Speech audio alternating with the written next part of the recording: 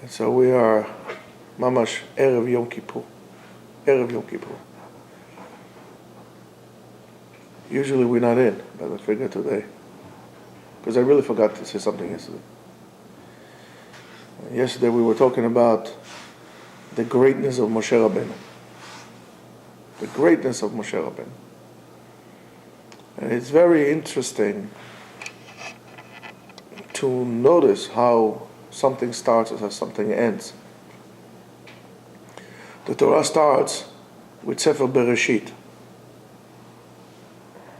And really, the whole creation, the story of the 6 days of creation, was really to bring you to the point of man, right? Zehu Sefer Toledot Ha'adam Be'ibaram. This book is the book of the story about man.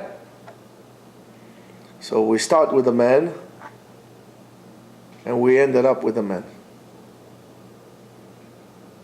The Torah ends up with the story of the man, and that's the man Moshe Rabbeinu, Ish HaElokim, man of God. The word Ish always in the Torah refers to a sign of importance. Anashim, Ish, is always a sign of somebody who is important. Ish HaElokim comes to teach us something very simple. Your chashivut, your importance, is not because you went to this college or that college or to Ivy League college or to a poison Ivy League college. I mean, they really poison Ivy League colleges, most of them. It really is from your proximity to God. And we really don't want to understand that. I guess this is why in recent years there's such a obsession of people getting titles and all kind of things like that. And I mean, yet there were doctors and there were PhDs in the 50s and in the 60s and in the 40s and in the 30s. And it's not that people were not capable, or it's just that there are other things in life, So again, the more titles you would need to your name, the more support you need to stand, because you as a Adam cannot stand, as a person you cannot stand. However, so therefore we need a lot of titles. And you could see, one time it was Rabbi so-and-so, or Harav, or so-and-so, or Chacham so-and-so. Today is the title. Every guy with a beard and two peot is like Harav HaGadol HaKadosh, Amud HaYemani, Patish HaChazak, the titles upon titles upon titles upon titles until you didn't leave anything of the person himself. And this is therefore all it's a farce. It's false. Real greatness or importance is not by the titles you have right your name. It's by how close you are to HaKadosh Baruch Hu. That's greatness.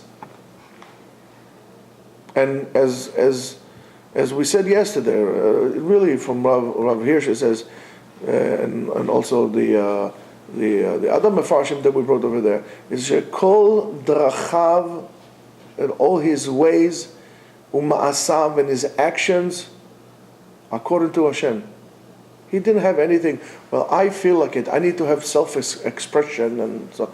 I'm not saying don't have self-expression. Express yourself in a holy way, by making yourself, and that's Shivim Panim La Torah. You could express yourself in many ways, interpreting the Torah.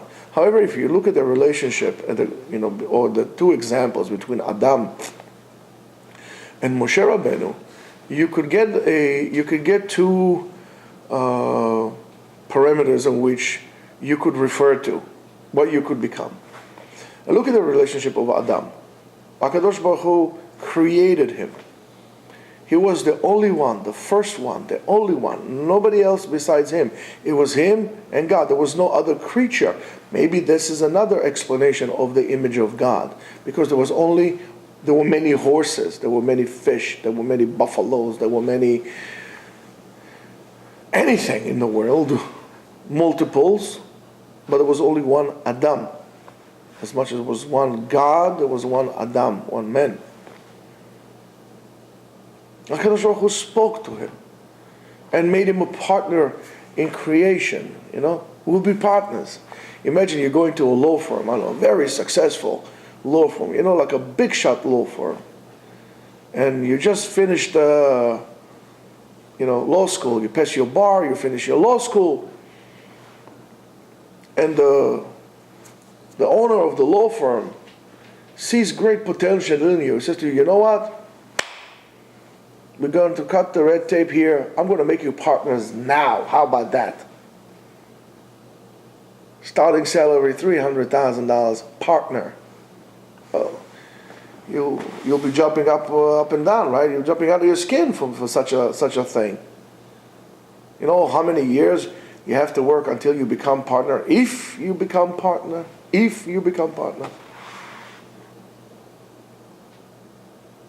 And here Kadosh Baruch Hu said to him, Adam. He said, what? You want to become partners? He said, sure. He said, okay, let's go. And what does Adam do? His first action after that is what? HaKadosh Baruch Hu gives him his rules, is to lie. He lied. When HaKadosh Baruch Hu interacts with him again, he lies to him. This is how everything that is bad in this world comes from, and is bad to us. The what we call the evil comes with our involvement and connection with the lie. And whatever it is that we do, we lie to ourselves in many aspects. We lie to ourselves about the jobs we pick. We lie to ourselves about the wives we pick or the husbands we pick. We lie to ourselves about what we like and what we don't like. We lie to ourselves about our opinions because they're really not our opinions, but however we are afraid to really voice out our opinions because of public opinion. Had you ever looked into this spiral of silence? No. Go look in the spiral of silence. You'll understand what I'm talking about. How we change America, how we change the world, how we change ourselves. To the point that there will be rabbis that will tell you things that it says in the Torah not to do. The rabbi will say, well, it's okay.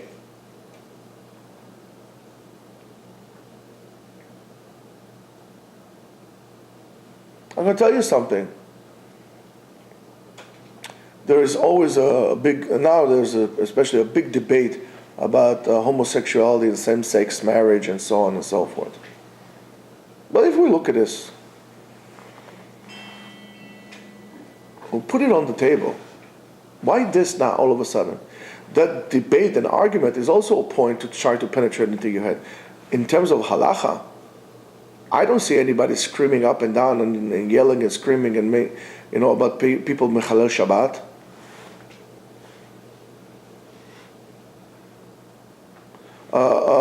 A person who is a homosexual is just like anybody else who is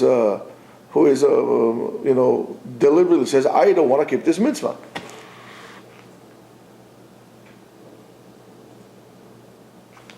But we don't look at this like this because we forgot the halacha.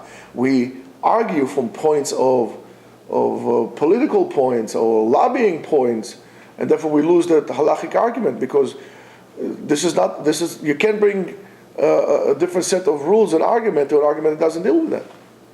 That's why we lose the arguments all the time. And I'll tell you the truth, rightfully so. I mean, what's the difference between a person who is, let's say, a homosexual to a person who is who is a woman abuser? Huh? How about that? Or we say, oh no, they seduced him. That's okay. If God forbid there is a rabbi, there were a few incidents of rabbi who abused women and took advantage, and why I'm talking about it now, because that's what we read in Yom Kippur. Who took advantage of their situation as a rabbi and abused women. Somehow we kind of, I don't want to say we're okay with it, but sexual. I mean, there's no difference between the two. There's no difference between some of the women were eshet ish. Nobody says anything. Or children. Or how about a husband who beats his wife up? Well, we don't say anything about it.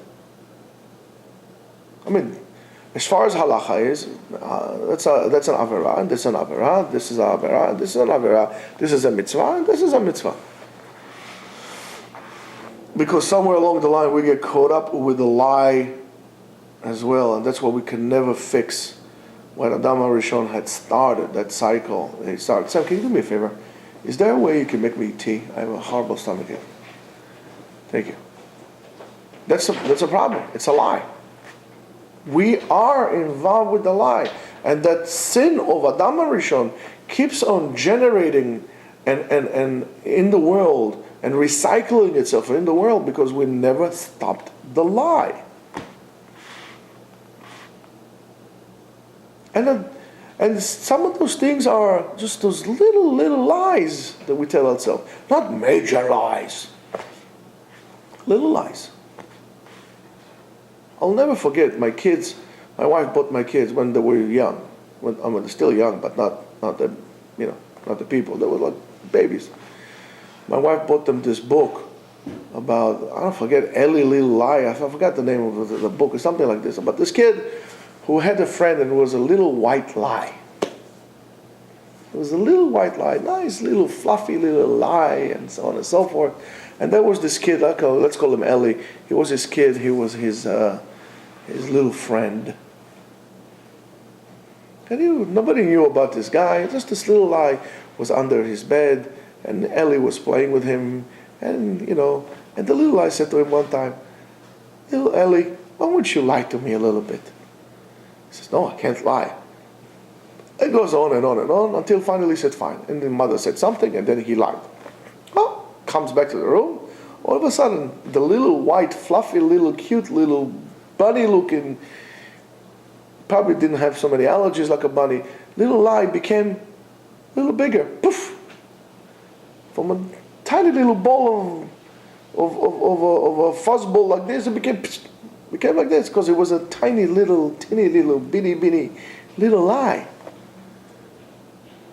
And then, the feed me Seymour syndrome started, and then lied to me again. So from a little white lie, became a bigger white lie, and then it became a bigger pink lie, and then it became a bigger blue lie, and then it became a ginormous, and so on and so forth with the colors, until this lie became so big that it simply overwhelmed Ellie's room. There was no room anymore for Ellie in the room. And it would start to, haunt them and so on and so forth. Until Ellie decided to speak the truth. And then the lie went away. And we are involved with those teeny little lies that we think that are absolutely nothing. I mean, what's the big deal? For example, I'll say, Michael, are you in Yeshiva? Yeah, I just got there. So I'll call Sam. I say, is Michael there? No, he's not there. Well, Michael, why did you lie? Well, I came in 5 minutes later, 10 minutes later. I mean, no harm was done. I lied, but you're right. There was a lot of harm was done. You lied. You lied. Don't lie.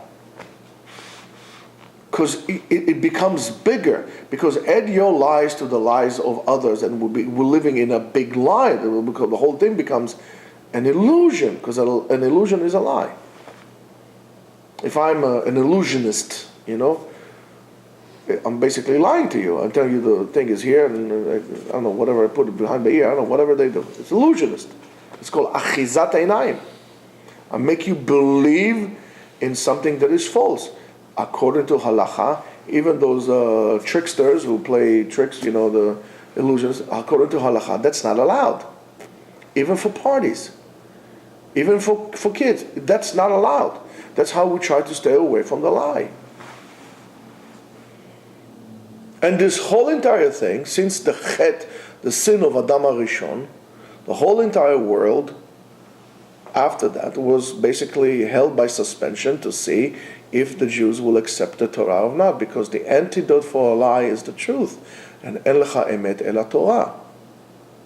Because that's what brings you closer to Hashem. And Hashem is emet, He is the truth. And as the word emet shows us, right? If you look at the word emet, it's very interesting. It's spelled Aleph, Mem, and Tav, right? Aleph is the beginning, the first letter. Tav is the last letter of the alphabet. And Mem is the middle. In order to be something emet, it has to be truthful from beginning to an end, including the middle.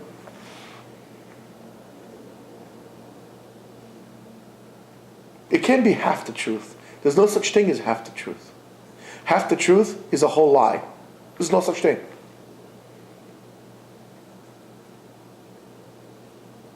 So here comes Moshe Rabbeinu, and he fixed that. Moshe Rabbeinu fixed the image of men to serve us as an example of what could we become and how could we do it. So if you want to, as they say, walk in the presence of God, you have to start talking the truth. You have to start telling the truth, man. You cannot lie.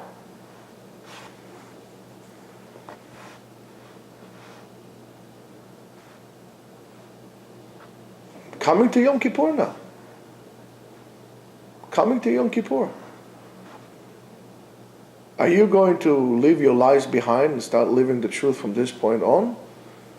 Or are you just going to continue lying even on Yom Kippur? Keep on lying to God. On Yom Kippur. It becomes a psychological disorder. You're a chronic liar. And you live in a world of a lie. Here comes Moshe Rabbeinu and says, listen, I don't want to say it. HaKadosh Baruch Hu says, fine. Yisha Elokim. You're going to write. Why? Because your proximity to God. How? By connecting yourself to the Torah. Align yourself with the words of God, with the will of God. I'm not saying dismantle your will so you don't have any will. No, your will is God's will. I'm saying my will is God's will. That's what I'm choosing.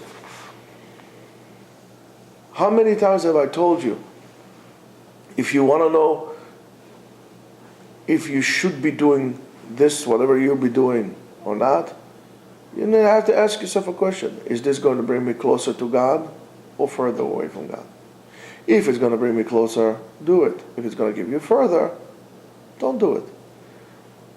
Tremendous antidote for evaluating tool for lying less and being truthful more, and not to do averot and to do mitzvot.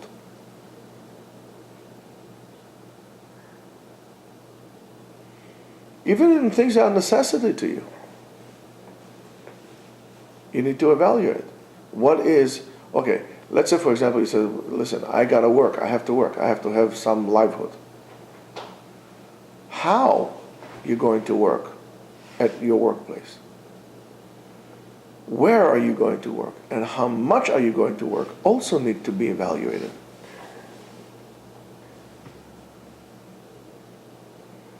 Where are you going to start? I mean, because if not, to most people before they started to work, they already start lying themselves about the work. I need to work so much because blah blah blah blah blah. You don't need to work so much. I need to work because I need to save money. Really, how much money have you saved? I need to work because I need to give a lot of tzedakah. Really, how much tzedakah have you given? You say, you have to give meiser. Meiser, listen, I have a lot of expenses.